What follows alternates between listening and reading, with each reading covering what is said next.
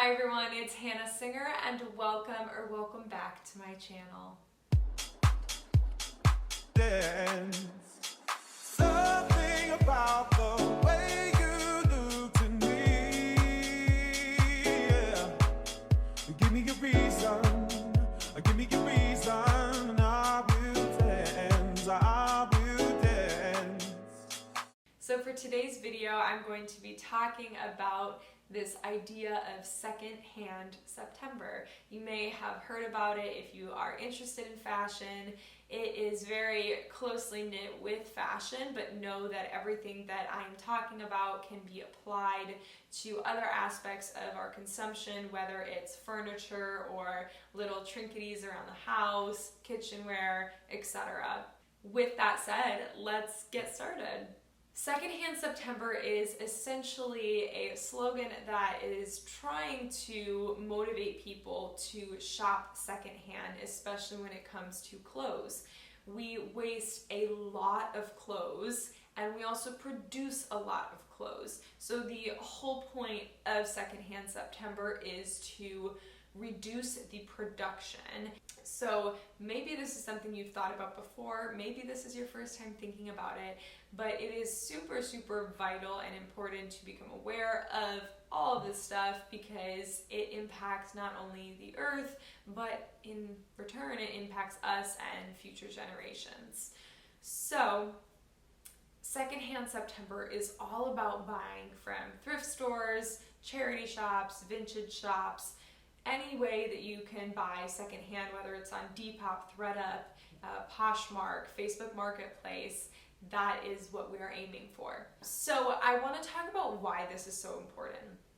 Like I said before, we are producing so many clothes and we are wasting so many clothes, and sometimes that ideology just in and of itself doesn't fully sit in. So I want to share some facts and research that I've done to learn more about the detailed numbers within all of this. So to start off, the volume of clothing Americans have thrown away each year has doubled in the last 20 years from 7 million to 14 million tons, which is a lot of clothes.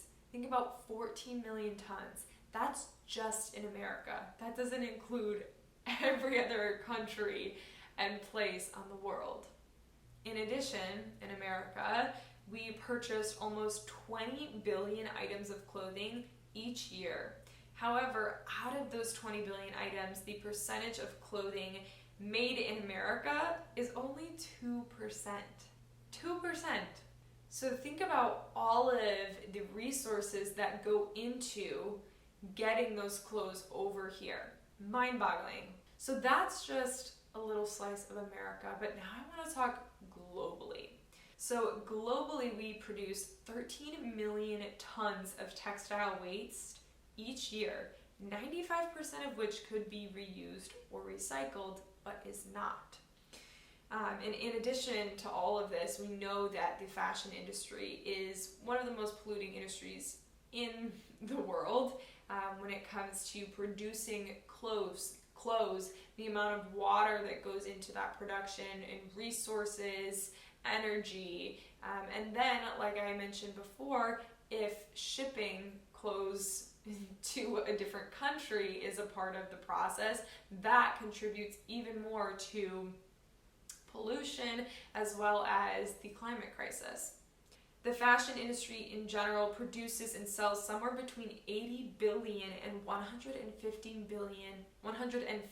billion garments a year. That is globally. So nearly 3/5 of all clothing produced ends up in landfills within years of being made.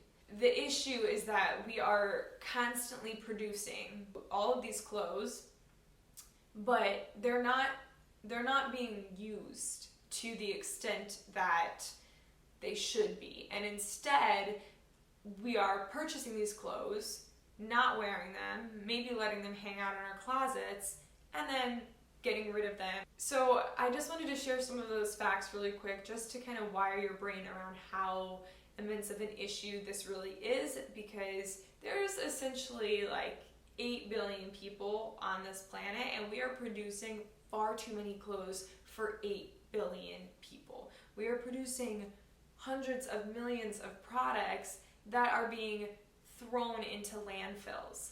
So the issue is that this mass production of clothing isn't going anywhere. It's just continuing to increase and increase and increase because of the constant change of trends and styles and whatnot. And I totally understand that. It's like, almost feels like every day there's a new trend or that something else is cute and in style, and then everyone's like, oh, well, I'm gonna get rid of all these clothes. And getting rid of all those clothes usually means that majority of them are ending up in landfills, which contributes to greenhouse gas emissions and releases more pollution and toxins into the air, because clothes don't just decompose. And so that's just contributing to this issue of climate change, to this issue of greenhouse gas emissions. And so that is why Secondhand September is so important, because the focus of it is on reducing production, slowing production. There probably isn't going to be a stop of fashion production ever. It's really ridiculous to see how many clothes are being made versus how many are actually being worn.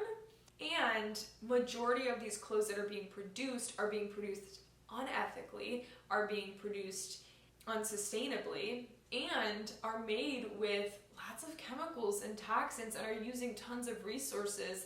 So there's a ton of different problems. It's like this extremely layered issue, because we see, oh, Secondhand September, let's thrift, let's buy secondhand, but there's all of this extra stuff that goes along with it that's super important to acknowledge.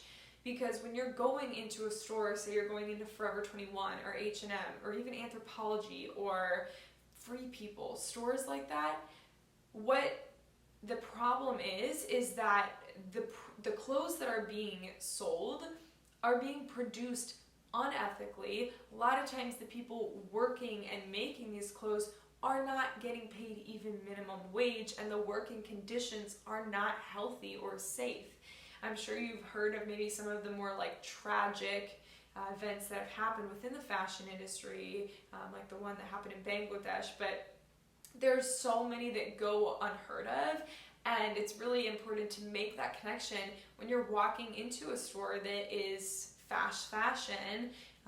Where are the clothes coming from? A lot of times we don't see that side, and that's another factor that should play into whether you should purchase these items or not. And then there's the whole environmental issue that is pretty ridiculous as well. The amount of resources that are used to make these clothes, but then also to get the clothes out, and the way that they're being produced, the items that are being used, the materials that are making these items are not always sourced ethically or sustainably, and sometimes they're really bad for your skin as well. They can have toxins in them and chemicals that are not good for you. So there's so many things to think of when you're walking into a store, and I think we've almost been trained to be like brainwashed and just go in and be like, oh, all the marketing and beauty, and see the models and the styles and whatnot, and we just kind of shut off and forget that there is this whole other side, or maybe we're just not aware of it. Maybe we've never been educated on it, and now is the perfect time to do so. So that is why Secondhand September is so amazing, because it's sparking this conversation. It's getting people to think about, okay, what really does this mean, and why should I participate in it? I feel like I'm word vomiting at you, but it's just because I'm very passionate about this topic, and I'm still learning and growing myself. I am in no way, shape, or form perfect by any means. I most definitely still buy things that maybe aren't considered fast fashion, but they're not necessarily sustainable or slow fashion. So I'm like in a middle ground where I really am working on making conscious choices when it comes to the things that I am buying, With that said, I have made a huge effort in the past year to really buy a lot of my clothes secondhand, or wear hand-me-downs, or do exchanges with friends, and that is what I am hoping that you all will start to do, and hopefully feel inspired to do, to know that you can make a change. Just one person can make a difference. I know there's this saying that we've almost been taught throughout our lives that one person can't make a difference. Well, I think that's bullshit, to be quite frank. One person can make a huge difference. It starts with one person, and it's a trickle-out domino effect, and even if it doesn't feel like you can make a big difference in other people's lives, make the difference in your life. That is a huge and powerful thing. So with that said, shop secondhand this month. See if you can challenge yourself when you're wanting to buy certain products or thinking that you need certain things. How can you kind of reframe your mind and reframe your habits? Maybe go to a vintage shop or a secondhand store, a thrift store, or do clothing exchange with your friends. See if they have any clothes they're willing to get rid of. Maybe you have some you're willing to get rid of, and do a little swap together. Use online sources as well. There's Poshmark, Depop, ThreadUp, Facebook Marketplace. Those are all places where secondhand items are being sold, and you can also sell your own stuff instead of sending it off to a landfill.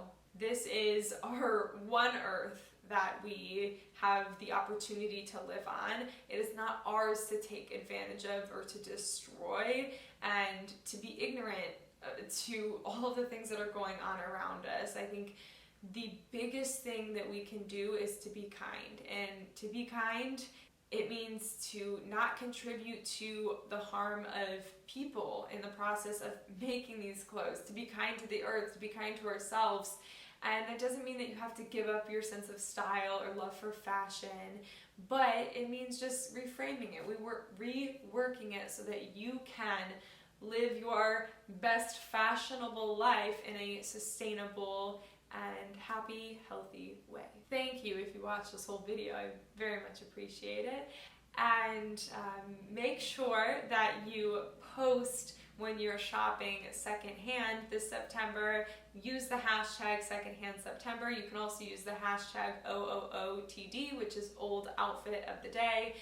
You'll find mine on my story under sustainability. I post a lot on there about secondhand clothing and thrifting and all the sustainable stuff. So check it out at earth2_Hannah. And I will catch you in my next video. Don't forget that the earth is your playground. So much love and so much peace. Bye. And all the girls around the world, they wanna be it. And all the dudes are trying to score like it's fever. She lives a double life, puts on a show. What's under the subtle smile, we'll never know. She's a Mona Lisa. Everyone's lining up to see her. There must be something about her features. You'll find her beauty goes much deeper once you get to meet her.